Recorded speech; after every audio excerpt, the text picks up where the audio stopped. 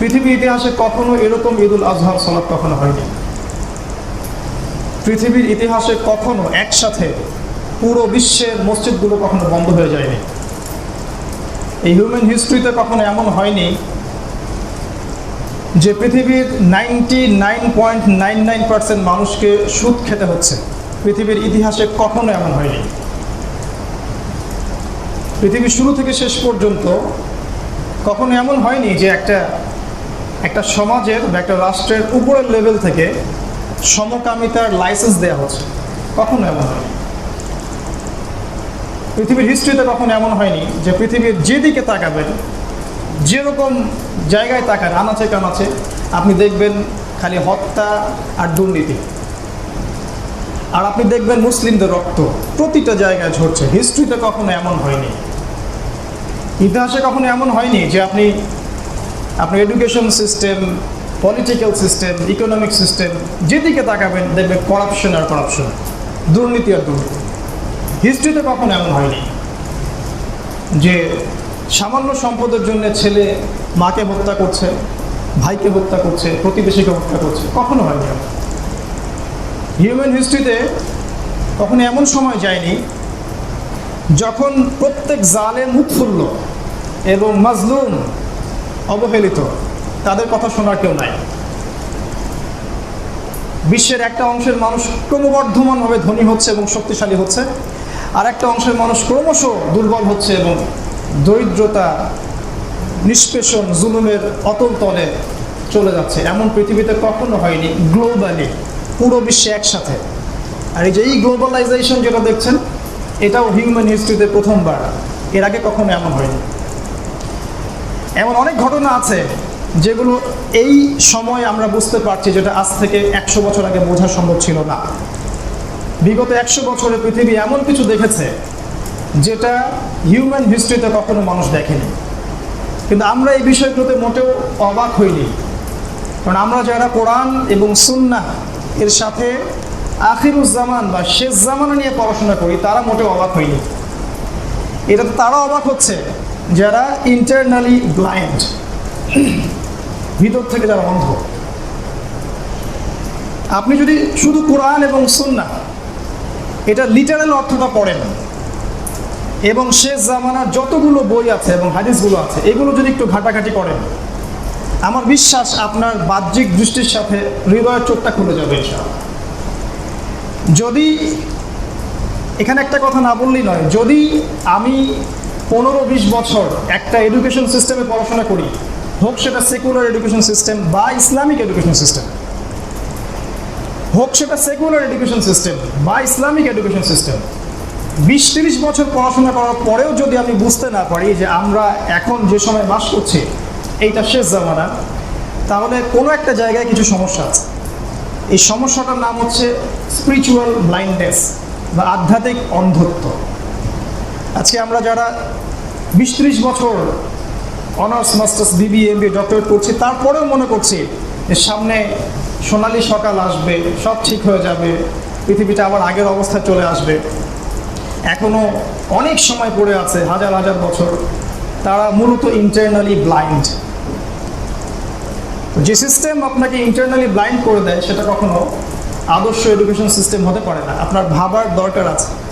ঠিক একইভাবে আমি স্কলারদের কথা বলবো, ইসলামিক স্কলার যারা আছেন, আমাদের উস্তাদ, আলিম ওলামা যারা দিন শেখাচ্ছেন, তারাও যদি 15-20 বছর মাদ্রাসা ব্যাকগ্রাউন্ডে পড়াশোনা করে গবেষণা করে এটা বুঝতে না পারেন যে আমরা এখন যে সময় বাস করছি সেটা ডিফারেন্ট, হিস্ট্রিতে কখনো এমন সময় যায়নি, এবং এর পরে পৃথিবী যে রূপগুলো দেখবে সেটা বিভীষিকাময়, যেটা কথা মানুষ কল্পনা করতে পারছে না, তাহলে সরি টু সে যে ইসলামিক লাইনে পড়ার পরেও আপনার ভিতরে অন্ধত্ব থেকে গেছে। এখন এই অন্ধত্ব দূর করতে হলে কি করতে হবে? আমি খুব সিম্পল একটা কথা বলছি, কোরআন সুন্নাহর সাথে সমসাময়িক বিশ্বকে মিলিয়ে নিতে হবে। দ্যাটস অল, এতটুকুই। এবং আখিরুজ্জামান সংক্রান্ত আয়াত এবং হাদিসগুলোকে গভীর গবেষণা করতে হবে। এটার আলোকে আপনি যখন বর্তমান সময়ের পড়াশোনা, education system, political system, global affairs, current affairs এবং সারা বিশ্বে এখন যা হচ্ছে এগুলোকে গবেষণা করবেন, আপনি নিশ্চিত বুঝতে পারবেন যে আপনি একটা ডিফারেন্ট সময়ে বসবাস করছেন। এই সময়টা হিস্ট্রিতে কখনো ছিল না। এখন আমার দ্বিতীয় পয়েন্ট হচ্ছে যে এই শেষ জামানায় কয়েকটা ক্যারেক্টার আছে যে ক্যারেক্টারগুলো সবচেয়ে ইম্পর্ট্যান্ট রোল প্লে করবে। তার মধ্যে একটা ক্যারেক্টার হচ্ছে ইমামুল মাহদি, যিনি মুসলিমদের পতাকা ধরবেন। আজকে আমি কোনো কিছু ডিটেলস বলবো না, শুধু টাচ করছি। আরেকটা ক্যারেক্টার আছে খুব ইম্পর্টেন্ট, সেটা হচ্ছে ঈসা আলাইহিস সালাম যখন তিনি ব্যাক করবেন। আর তার চেয়ে মোস্ট ইম্পর্টেন্ট ক্যারেক্টার আমাদের জন্য সেটা হচ্ছে মাসীহুদ দাজ্জাল, যাকে আপনি চিনতে ব্যর্থ হলে আপনি নিশ্চিত তাকে অনুসরণ করবেন। ওই যে আমি অন্ধত্বের কথা বললাম, পৃথিবীতে যারাই অন্ধ, শেষ জামানায় যারা অন্ধ থাকবে, প্রত্যেক অন্ধ ব্যক্তি দাজ্জালকে অনুসরণ করবে, ইচ্ছায় হোক বা অনিচ্ছায় হোক, কারণ সে নিজেও অন্ধ, দাজ্জাল নিজেও অন্ধ। শেষ জামানার অন্যতম ইম্পর্টেন্ট ক্যারেক্টার হচ্ছে ইয়াজুজ এবং মাজুজ। আমরা মনে করি এরা অনেক পরে আসবে। রাসূল সাল্লাল্লাহু আলাইহি ওয়াসাল্লাম হাদিসে বলে গেছেন, ঘুম থেকে তিনি ধরফর করে উঠছেন, উঠে তার স্ত্রীকে বলছেন যে আজকে ইয়াজুজ আর মাজুজের দেয়াল এই পরিমাণ ফুটো হয়ে গেছে। এটা রাসূল ওই জীবদ্দশায় বলে গেছে। কোরআন আমাদেরকে বলছে তারা পৃথিবীর প্রত্যেকটা জায়গায় ছড়িয়ে পড়বে, ওয়াহুম মিন কুল্লি হাদাবিন ইয়ানসিলুন, এবং পৃথিবীর প্রতিটা আনাচে কানাচে ফাসাদ সৃষ্টি করবে। ফাসাদ, ওদের ফাংশন হচ্ছে ফাসাদ সৃষ্টি করা। এখন চিন্তা করবেন সারা বিশ্বে কারা ফাসাদ সৃষ্টি করছে, আপনি চিন্তা করবেন। আমি শুধু এতটুকু বলতে আসছি এখানে যে আপনারা চিন্তা করা শিখুন, দ্যাটস অল। এই ক্যারেক্টারগুলো শেষ জামানায় খুব ইম্পর্টেন্ট। আর তিনটা জাতি আছে যারা শেষ জামানায় সবচেয়ে ইম্পর্টেন্ট। একটা জাতি আমরা, উম্মতে মুহাম্মাদি, সবচেয়ে ইম্পর্টেন্ট রোল প্লে করবে শেষ জামানায় এই উম্মতে মুহাম্মাদি। আরেকটা জাতি হচ্ছে নাসারা, অর্থাৎ ঈসা আলাইহিস সালামের কওম। এরা দুই ভাগে বিভক্ত। এক ভাগ স্যান্টা ক্লজের ইবাদত করে, এক ভাগ সমকামিতাকে জায়েজ মনে করে, লাইসেন্স দেয়, সুদ খায়, মদ খায়, যেগুলো ঈসা আলাইহিস সালাম শিখাননি। এরা হচ্ছে পশ্চিমা সভ্যতা। আরেকটা অংশ আছে, এদেরকে বলা হয় অর্থোডক্স খ্রিস্টান। এরা কোরআন সুন্নাহর অনেক কাছাকাছি, অনেক কাছাকাছি। আর ঈসা আলাইহিস সালামকে সত্যিকার অর্থে ফলো করার চেষ্টা করে। তাই সব খ্রিস্টানই খারাপ এমন ধারণা নেবেন না, এটা ঠিক না। কোরআন আমাদেরকে বলেছে এমন কিছু ইহুদি আছে, এমন কিছু খ্রিস্টান আছে যাদের সাথে তোমাদের বন্ধুত্ব করাও হারাম। সূরা মাইদা পড়ে দেখবেন। আবার সেই সূরা মাইদার মধ্যে আল্লাহ পাক বলেছেন এমন কিছু খ্রিস্টান আছে, নাসারা আছে, যারা ভালোবাসার হৃদ্যতায় তোমাদের অনেক কাছাকাছি। এই একটা ক্যারেক্টার বা এই একটা কমিউনিটি শেষ জামানে খুব ইম্পর্টেন্ট। আরেকটা হচ্ছে ইহুদি জাতি, যেটাকে আমরা বলি মুসা আলাইহিস সালামের কওম, বনু ইসরাঈল। এরা খুব ইম্পর্টেন্ট, কারণ এরাই জেরুজালেমে দাজ্জালকে অনুসরণ করবে এবং দাজ্জালের ফলোয়ার হচ্ছে এরাই। এই তিনটা জাতি সম্পর্কে খুব গভীর পড়াশোনা করতে হবে। মজার ব্যাপার হচ্ছে আজকে ঈদুল আজহার সময় এগুলো কেন বলছি, কারণ এই তিনটা জাতি কোনো না কোনোভাবে ইব্রাহিম আলাইহিস সালামের সাথে সম্পর্কিত। ইব্রাহিম আলাইহিস সালামের দুই ছেলে, ইসমাইল, ইসহাক। ইসমাইল আলাইহিস সালাম হাজেরা আলাইহিস সালামের গর্ভে জন্ম, আর ইসহাক আলাইহিস সালাম সারা আলাইহিস সালামের গর্ভে জন্ম। ইসহাক আলাইহিস সালামের পর থেকে আসে ইয়াকুব, বনু ইসরাঈল, ইউসুফ, মুসা, ঈসা, দাউদ, সুলাইমান, সব এদিকে। লক্ষ লক্ষ নবী এদিকেই, অর্থাৎ ইহুদি এবং খ্রিস্টান জাতি এদিকেই। ইহুদি এবং খ্রিস্টান জাতি বনু ইসরাঈলের মধ্যে অন্তর্ভুক্ত। আর আমরা যা উম্মতে মুহাম্মাদি, আমরা বনু ইসমাইলের অন্তর্ভুক্ত, অর্থাৎ ইসমাইল আলাইহিস সালামের বংশ থেকে মুহাম্মদ সাল্লাল্লাহু আলাইহি ওয়াসাল্লাম। তাহলে কোনো না কোনোভাবে আমরা ইব্রাহিম আলাইহিস সালামের কাছে মিলে যাচ্ছি। এই একজন মানুষকে নিয়ে পৃথিবীর কোনো জাতির মধ্যে কোনো রকমের মানে হিংসা বিদ্বেষ আক্ষেপ নাই। ইহুদিরাও তাকে সম্মান করে, নাসারাও তাকে সম্মান করে, এবং আমরা তো তাকে অবশ্যই সম্মান করি। তিনি হচ্ছে ইব্রাহিম আলাইহিস সালাম। আরেকটা মজার ব্যাপার হচ্ছে এই ইব্রাহিম আলাইহিস সালামের যে জীবন, তার জীবনে যে নবুয়ত, সংগ্রাম, হিজরত, দাওয়াত, সাফল্য, ব্যর্থতা, এই প্রত্যেকটা বিষয়ে একজন নবীর সাথে হুবাহু মিলে যায়। একজন নবীর সাথে, অন্য কোনো নবীর সাথে হুবাহু মিলে যায় না। সেই নবীর নাম হযরত মুহাম্মদ সাল্লাল্লাহু আলাইহি ওয়াসাল্লাম। আপনি জীবনের যে কোনো ক্ষেত্রে তাকাবেন রাসূল সাল্লাল্লাহু আলাইহি ওয়াসাল্লামের জীবনীতে, দেখবেন সেটা ইব্রাহিম আলাইহিস সালামের সাথে মিলে যাচ্ছে কোনো না কোনোভাবে। এজন্যই হয়তো আমরা দরুদে অন্য নবীর নাম নেই না। আমরা আল্লাহুম্মা সাল্লি আলা মুহাম্মদ ওয়া আলা আলি মুহাম্মদ কামা সাল্লাইতা আলা ইব্রাহিম। কেন এখানে ঈসা বলা যেত না, বা মূসা বা সুলাইমান? আল্লাহ পাক বোঝাচ্ছেন এখানে আমাদেরকে যে এই নবী আর এই নবী দুইজনের জীবন, কর্ম, সাফল্য, দাওয়া, নবুয়ত সবই একরকম। আমরা যদি একটু চিন্তা করে বুঝতে পারবো। এই জন্যই হয়তো রাসূল সাল্লাল্লাহু আলাইহি ওয়াসাল্লাম বলেছিলেন যে আমি যখন মেরাজে গিয়েছিলাম আমি দেখেছি আমার চেহারা এবং ইব্রাহিম আলাইহিস সালামের চেহারা হুবহু একই রকম। এখন হয়তো আমরা কিছু বুঝতে পারছি, মেবি আপনি এখন ডটসগুলো মিলাতে পারছেন। কয়েকটা মিল বলছে। ইব্রাহিম আলাইহিস সালাম এবং মুহাম্মদ সাল্লাল্লাহু আলাইহি ওয়াসাল্লাম দুইজনই এমন সমাজে জন্ম নিয়েছিলেন যে সমাজটা ছিল মূর্তি পূজা, শিরকের সমাজ। মিলে যাচ্ছে না? ইব্রাহিম আলাইহিস সালাম এবং মুহাম্মদ সাল্লাল্লাহু আলাইহি ওয়াসাল্লাম দুইজনের পাশে তাদের স্ত্রীরা পাহাড়ের মতো দাঁড়িয়েছিলেন। যখন কেউ তাদের কথা শুনতো না তখন সারা ইব্রাহিমের কথা শুনতেন, খাদিজা রাসূল সাল্লাল্লাহু আলাইহি ওয়াসাল্লামের কথা শুনতেন। দুইজনের জীবনেই পরিবার থেকে সবচেয়ে বড় বাধা এসেছিল। ইব্রাহিম আলাইহিস সালামকে তার বাবা বের করে দিলেন বাসা থেকে, শর্ট করে বলছি আপনারা করে নেবেন। ঠিক একইভাবে রাসূল সাল্লাল্লাহু আলাইহি ওয়াসাল্লামকে তার কওম, পরিবারের লোকরা, চাচা, রক্তের সম্পর্ক বের করে দিল।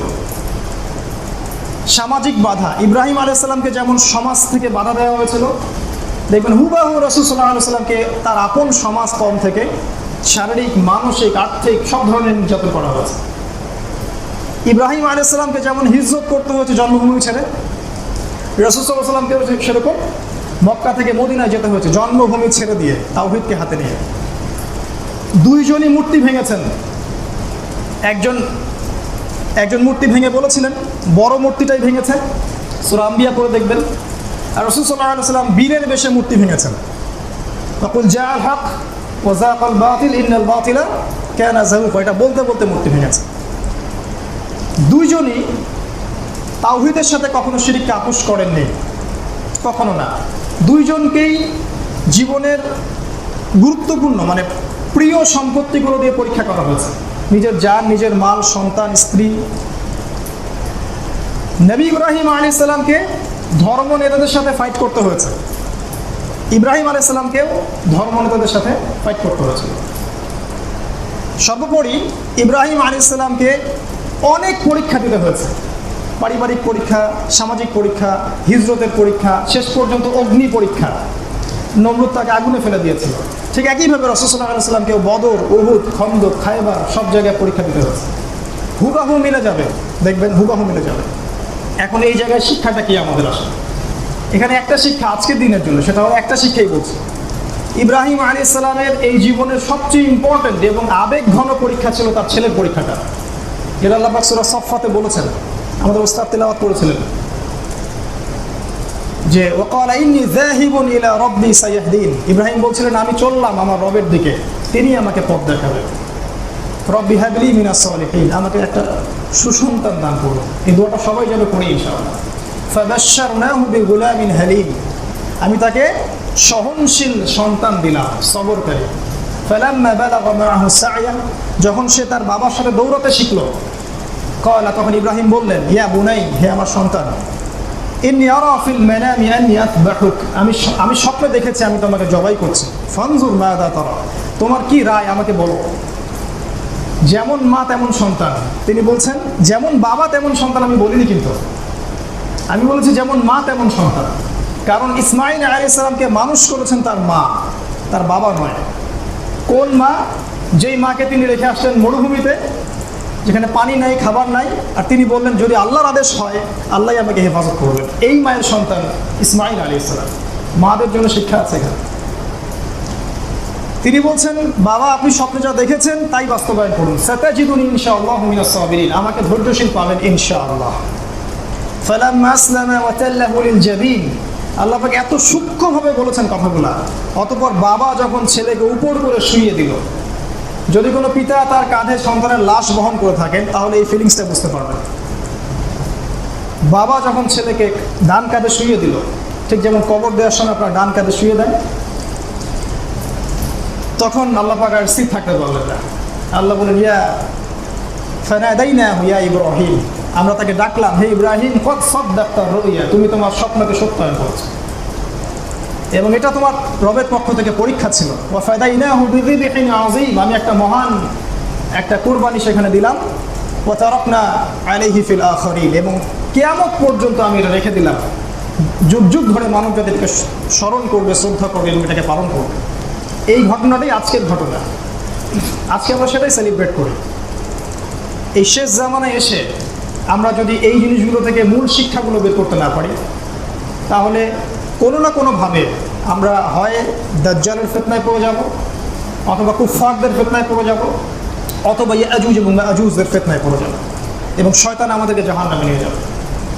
এই জামানায় এসে আমাদের উচিত হবে আমরা যেন ইব্রাহিমের জীবন, ইসমাইল আলাইহিস সালামের ত্যাগ, তার মায়ের সবর এবং নবী মুহাম্মদ সাল্লাল্লাহু আলাইহি ওয়াসাল্লাম যেভাবে এগুলোকে বাস্তবায়ন করেছেন সেভাবে যদি আমরা করতে পারি, ইনশাআল্লাহ আমরাও ইনশাআল্লাহ ইব্রাহিমের মতো আল্লাহ পাকের কাছে সম্মানিত হব, আলাইহিস সালাম ইসমাইল আলাইহিস সালামের মতো সম্মানিত হব এবং সর্বোপরি ইনশাআল্লাহ তাআলা এই দিন বিজয়ী হবে, তাওহীদ প্রতিষ্ঠা হবে এবং সমাজ থেকে জালেম উৎপাটিত হবে, মাজলুমের হাসি আবারও দেখা যাবে ইনশাআল্লাহ। আমি শেষ করার আগে শুধু কয়েকটা পয়েন্ট বলে, শিক্ষার পয়েন্ট বলে শেষ করছি। 5 মিনিট সময় নিচ্ছি ইনশাআল্লাহ। দেখুন, দুইজনের ক্ষেত্রেই ইব্রাহিম আলাইহিস সালাম কখনো তাওহীদের সাথে শিরককে আপোস করেননি। শেষ জামানার প্রতিটা মুসলিমের উচিত আমরা যেন কোনো অবস্থাতেই শিরকের সাথে আপোস না করি। এই আপোসহীন চেতনাটা ইব্রাহিমের শিক্ষা। তিনি আপোস করেননি, পরিবার ছাড়তে হয়েছে ছেড়েছেন, হিজরত করতে হলে হিজরত করেছেন, প্রয়োজনে মূর্তি ভেঙেছেন, প্রয়োজনে তিনি নিজের মাতৃভূমি ছেড়ে দিয়ে একদম দূরে কেনানে গিয়ে থেকেছেন, তারপরেও তিনি শিরকের সাথে আপোস করেননি। এটা আমাদের প্রথম শিক্ষা। দ্বিতীয় শিক্ষা হচ্ছে, যখন আপনি তাওহীদের উপরে থাকবেন, আমি তাওহীদের উপরে থাকবো, আল্লাহর পক্ষ থেকে পরীক্ষা আসবে। আল্লাহ পাক সূরা বাকারায় বলেছেন 124 নম্বর আয়াতে, ওয়াইয ইবতালা ইব্রাহিম রাব্বুহু বিকালিমাতিন ফাতান্নাহুন্না, যখনই আল্লাহ ইব্রাহিমকে কোনো না কোনো পরীক্ষা করেছেন, প্রত্যেকটা পরীক্ষায় সে পাশ করেছে। তারপরে আল্লাহ পাক বলেছেন, ইন্নী জাইলুকা লিন-নাসি ইমামান, তুমি যে এখন পরীক্ষায় পাশ করেছো, এখন আমি তোমাকে মানব জাতির নেতা করলাম। তাই আল্লাহর পক্ষ থেকে পরীক্ষা আসবে যখন আপনি তাওহীদ এবং সুন্নাহর উপরে থাকবেন। আর যদি আমরা পরীক্ষায় পাশ করতে পারি, আল্লাহ পাক আমাদেরকে সম্মানিত করবেন, আল্লাহ পাক এটা বলেছেন। 2 নম্বর শিক্ষা হচ্ছে এটা। 3 নম্বর হচ্ছে আত্মসমর্পণ। ইব্রাহিম আলাইহিস সালাম সম্পর্কে আল্লাহ সূরা বাকারায় 121 নম্বর আয়াতে বলেছেন, ওয়াইয ক্বালা লাহু রাব্বুহু আসলিম ক্বালা আসলামতু লিরাব্বিল আলামিন, যখনই আল্লাহ তাকে বলেছেন আত্মসমর্পণ করো, তিনি সাথে সাথে আত্মসমর্পণ করেছেন। আমরা একটু ভাবি নিজেদের দিকে যে আমরা কি আল্লাহর জন্য সব কিছু আত্মসমর্পণ করতে পারছি? হারাম রিজিক ছাড়তে পারছি, সুদ ছাড়তে পারছি, ঘুষ, জিনা, ব্যভিচার, দুর্নীতি, করাপশন, আল্লাহ বিরোধী আইন শাসন এগুলো ছাড়তে পারছি না। তার মানে এখনও আমরা পরিপূর্ণ ইসলামে ঢুকতে পারিনি। এটাই সত্য, এটাই চূড়ান্ত সত্য। আমরা এখনো পরিপূর্ণ ইসলামে ঢুকতে পারিনি। যখনই আল্লাহর কোনো আদেশ আসবে সাথে সাথে সারেন্ডার করতে হবে। এটা ইব্রাহিম আলাইহিস সালামের সুন্নাহ, এটা মুহাম্মদ সাল্লাল্লাহু আলাইহি ওয়াসাল্লাম করে দেখিয়েছেন। এটা যদি শেষ জামানে আমরা করতে পারি, ইনশাআল্লাহ আমরা সফল হব। 4 নম্বর হচ্ছে, এই শেষ জামানার প্রত্যেকটা মাকে হতে হবে হাজারা আলাইহিস সালামের মতো। প্রতিটা মা, তাদেরকে জন্ম দিতে হবে ইসমাইলকে। এখন আমরা আমাদের প্যারেন্টিংয়ের দিকে তাকাই একটু। আমরা আমাদের সন্তানদেরকে নিয়ে কি আশা করে থাকি? বড় হবে, সরকারি চাকরি করবে, ব্যবসা করবে, বাড়ি করবে, গাড়ি করবে, এই তো, এর বেশি কিছু না। শেষ জামানায় শেষ বয়সে আমাকে এসে দেখবে একটু। কিন্তু হাজারা আলাইহিস সালাম এমন করে চিন্তা করেননি। তিনি আল্লাহর জন্য এমন একজন সন্তানকে জন্ম দিচ্ছেন যার বয়স মাত্র 12, 13, 14, তাকে বলা হচ্ছে তোমাকে আল্লাহর জন্য কুরবানি হতে হবে। সে বলছে না প্রস্তুত। একটা যুবক ছেলে দেখেন এখন যে আল্লাহর জন্য এইভাবে কুরবানি করতে প্রস্তুত থাকে। আমি বলছি না নাই, কিন্তু তাদের সংখ্যা অনেক কম। শেষ জামানার যুবকরা যদি ইসমাইলের মতো হতে না পারে, যখনই আল্লাহর হুকুম আসবে তখনই আল্লাহর জন্য দাওয়াত এবং জিহাদে ঝাঁপিয়ে পড়তে হবে, নিজেকে উৎসর্গ করতে হবে আল্লাহর পথে, নিজের জান, নিজের মাল, নিজের হায়াত, রিজিক সব কিছু। এরকম চেতনা, ইসমাইলি চেতনা না আসে, এই যুবকদেরকে দিয়ে শেষ জামানে কিছুই হবে না। এরা প্রত্যেকেই দাজ্জালকে ফলো করবে, যেমনটা এখন করছে। যুবকদেরকে দেখেন, হয় পর্নোগ্রাফি, না হলে মদ, না হলে গার্লফ্রেন্ড, অথবা পলিটিক্যাল পাওয়ারের পিছনে দৌড়াচ্ছে, আর কোনো কাজ নেই। আমি যদি ভুল হয়ে থাকে আমাকে কারেক্ট করবেন। অথবা এমন জায়গায় সে পড়াশোনা করে জীবনটা নষ্ট করছে যেটাকে অন্ধ করে তুলছে, অন্ধ, ইন্টারনালি ব্লাইন্ড। ইসমাইলি চেতনা যুবকদেরকে ধারণ করতে হবে শেষ জামানে, এটা একটা শিক্ষা। 4 নম্বর 4 নম্বর বলছিলাম, এই হাজরা আলাইহিস সালামের মতো হতে হবে আমাদের মাদেরকে, এমন সন্তান জন্ম দিতে হবে যারা ইসমাইলের মতো হয়। আর 5 নম্বর যেটা বলতে চাচ্ছিলাম, যে যুবকদেরকে হতে হবে ইসমাইলের মতো। আমাদের এই যে কোরবানির পশুটা, আমার বাসার ছাগল, আপনার বাসার গরু, এরা ইসমাইল। আপনি ওদের চোখের দিকে কখনো তাকিয়েছেন? ওরা জানে যে ওদেরকে এখন কোরবানি হতে হবে। সিরিয়াসলি বলছে, ওরা জানে যে ওদেরকে এখন কোরবানি হতে হবে। আল্লাহ পাক ওদেরকে এটা জানিয়ে দিয়েছেন। কই, তারা তো ভয় পায় না, তারা তো পিছুপা হয় না, তারা তো আপনার অনুগত হয়ে যায়। আপনি যখন ছুরি চালান তারা গলাটা পেতে দেয়। খেয়াল করে দেখবেন, কোনো কোনো পশুকে দেখবেন রাত্রেবেলা কাঁদছে, খেয়াল করে দেখবেন, খেয়াল করে দেখবেন, ওরা জানে জিনিসটা। কিন্তু যে কুরবানি করছে সে কি ইব্রাহিম হতে পেরেছে? আমরা যারা কুরবানি করছি আমরা কি ইব্রাহিম হতে পেরেছি? আমাদের পশুটা ঠিকই ইসমাইল হয়ে গেছে। আমাদের মারা কি হাজরা হতে পেরেছে? আমরা কয় ভাগ হবে, কত বড় গোশত, কত টাকা দিয়ে কিনলাম? আল্লাহ পাক কি বলছেন? লা ইয়ানালুল্লাহু লুহুমুহা ওয়ালা দিমাউহা। এর রক্ত মানুষ হচ্ছে, আমরা কিচ্ছু পৌঁছায় না আল্লাহর কাছে, ইল্লা তাকওয়া, তোমাদের হৃদয়ে তাকওয়া ছাড়া। ওই পশুটা সফল, সত্যি সফল। যখনই ও জান বের হয়ে গেছে তখনই সে জান্নাতে চলে গেছে। আল্লাহ পাক এই প্রতিটা পশুর ব্যাপারে আমাদেরকে জিজ্ঞাসা করবেন যে নিয়ামতগুলো আল্লাহ আমাদেরকে দিয়েছেন, আমরা শিক্ষাটা নিতে পারি না।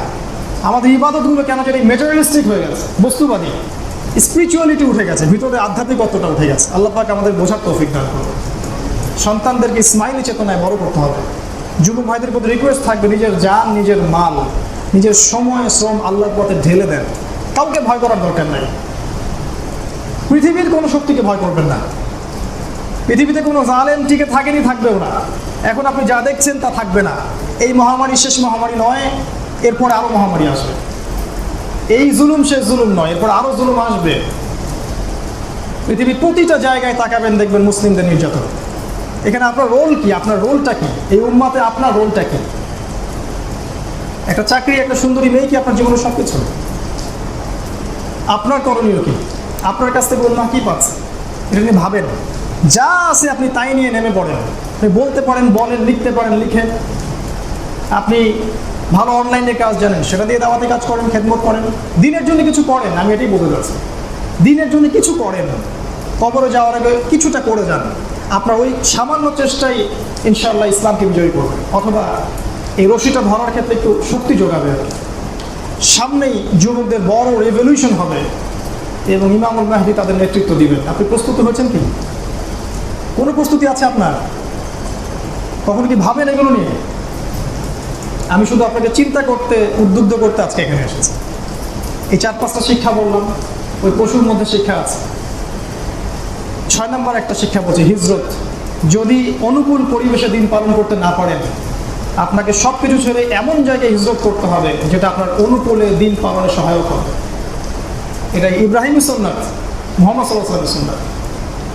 আর এরকম জাহেলিয়াতের মধ্যে থেকে, এই গডলেস ওয়ার্ল্ডের মধ্যে থেকে, এরকম জালেম, ফাসেক, মুনাফিকদের আন্ডারে থেকে যদি আপনি মনে করেন যে আপনি কমফোর্টেবলি ইসলাম পালন করতে পারেন, তা আপনি বোকার স্বর্গে বাস করছেন। কখনোই তারা আপনাকে 100% ইসলাম ফলো করতে দিবে না। যখনই তারা জানবে আপনি 100% ইসলাম ফলো করার চেষ্টা করছেন, আপনাকে তারা একদম স্ল্যাশ দেবে, সে করে উপরে ফেলবে তারা আপনার। আর 7 নম্বর শিক্ষা হচ্ছে, লাস্ট শিক্ষাটাই বলছে, সে জীবনে অনেক পরীক্ষা আসবে ইব্রাহিম আলাইহিস সালামের মতো। যখন আপনি তাওহীদের উপর থাকতে চাবেন, ইসলামের জন্য কিছু করতে চাবেন, কোনো অবস্থাতেই যেন পরাজিত না হই। আল্লাহ পাক যদি অগ্নি পরীক্ষাও দিতে হয়, তখন যেন ইব্রাহিমের মতো বলতে পারি যে হাসবুনাল্লাহু ওয়া নি'মাল ওয়াকিল। ইসলামের জন্য যদি আপনার জান মাল কেড়ে নেওয়া হয়, আপনাকে ডিস্ট্রয় করে দেওয়ার চেষ্টা করা হয়, ত্যাগ করতে হয়, হিজরত করতে হয়, ছাড়তে হয়, তাও যেন আপনি বলতে পারেন যে হাসবুনাল্লাহু ওয়া নি'মাল ওয়াকিল। এই চেতনাগুলোই আমাদের আজকের এই কুরবানি ঈদের শিক্ষা। আমরা খুব সংক্ষেপে কিছু কথা তুলে ধরার চেষ্টা করলাম। আমরা আল্লাহর কাছে দোয়া করছি, আল্লাহ পাক যেন আমাদের প্রত্যেককে কথাগুলো একটু বোঝার তৌফিক দান করেন, আমাদের হৃদয়ের চোখটা আল্লাহ পাক খুলে দেন, এবং সবাই যেন একটু স্টাডি করি, পড়াশোনা করি। অ্যাটলিস্ট এই 3-4 দিন বন্ধে ইব্রাহিমের জীবনটা পড়ে নেই আলাইহিস সালাম, রাসূল সাল্লাল্লাহু আলাইহি ওয়াসাল্লামের সিরাতটা পড়ে নেই, দেখবেন আপনি নিজে অনেক কিছু বুঝতে পারছেন। কতটুকু করতে পারবো জানি না, কিন্তু আমরা অ্যাটলিস্ট বুঝে যদি নিজেরা পরিবর্তন হতে পারি, আমাদের পরিবারটুকুকে পরিবর্তন করতে পারি এবং সবর করি, প্রয়োজনে আমরা যেন আল্লাহর পথে হিজরত করতে পারি বা অনুকূল কমিউনিটি গড়ে তুলতে পারি, এটাই আল্লাহর কাছে অনেক হবে ইনশাআল্লাহ। আল্লাহ পাক কতটুকু করতে পারছি এটা দেখবেন না, আমরা কতটুকু চেষ্টা করছি এটাই আল্লাহ পাক দেখবেন। আমরা দোয়া করছি আল্লাহর কাছে শেষে গিয়ে, ঠিক ইব্রাহিমের ভাষায় আমরা দোয়া করছি আলাইহিস সালাম। তিনি যেমন বলেছিলেন, রব্বি হাবলি মিনাস সালিহিন, হে আল্লাহ আপনি আমাদের প্রত্যেকের ঘরে ঘরে সুসন্তান দান করুন, ইসমাঈল আলাইহিস সালামের মতো সন্তান দান করুন। হে আল্লাহ আপনি আমাদের প্রত্যেকের ঘরে হাজারা আলাইহিস সালামের মতো সতীসাধী সবরকারিণী স্ত্রী দান করুন। আল্লাহ পাক আমাদের প্রত্যেক মা বোনকে সারা আলাইহিস সালামের মতো কবুল করে নিন। আল্লাহ সুবহানাহু ওয়া তাআলা আমাদের প্রত্যেক পিতাকে ইব্রাহিম আলাইহিস সালামের মতো দৃঢ়চিত্তের পিতা হওয়ার তৌফিক দান করুন। আল্লাহ সুবহানাহু ওয়া তাআলা আমাদেরকে তাওহীদের সাথে শিরককে যেন আমরা আপোষ না করি, এই মানসিকতা জন্ম দেওয়ার তৌফিক দান করুন। আল্লাহর পথে আমাদের জান মাল সময় শ্রমকে বিলিয়ে দেওয়ার তৌফিক দান করুন। আল্লাহ সুবহানাহু ওয়া তাআলা আমাদের নেক আমলগুলোকে কবুল করে নিন এবং এই বৈশ্বিক ক্রান্তি লগ্নের এই যাবতীয় দৃশ্য অদৃশ্যের ক্ষতি থেকে আল্লাহ পাক আমাদেরকে হেফাজত করুন, আমাদেরকে সুস্থ রাখুন, নিরাপত্তা দান করুন এবং কুরবানির এই মহান শিক্ষায় আমাদেরকে উজ্জীবিত হওয়ার তৌফিক দান করুন। রব্বানা তাকাব্বাল মিন্না ইন্নাকা আনতাস সামিউল আলিম ওয়া তুব আলাইনা ইন্নাকা আনতাত তাওয়াবুর রহিম। ربنا واجعلنا مسلمين لك ومن ذريتنا أمة مسلمة لك وأرنا مناسكنا وتب علينا إنك أنت التواب الرحيم. رب اجعلني مقيم الصلاة رب اجعلنا مقيم الصلاة ومن ذريتنا إنك ربنا إنك تقبل دعاء. ربنا اغفر لي ولوالدي وللمؤمنين يوم يقوم الحساب. اللهم آتنا في الدنيا حسنة وفي الآخرة حسنة وقنا عذاب النار. اللهم ابسط علينا من بركتك فضلك رزقك نعمتك ومغفرتك. اللهم إنا نعوذ بك من هذه البلاء، إنا نعوذ بك من هذه الطاعون ومن كل أثره ومن المرض والجنون والجذام ومن سيء الأسقام يا أرحم الراحمين. سبحان ربك رب العزة عما يصفون وسلام على المرسلين الحمد لله رب العالمين. السلام عليكم ورحمة الله وبركاته.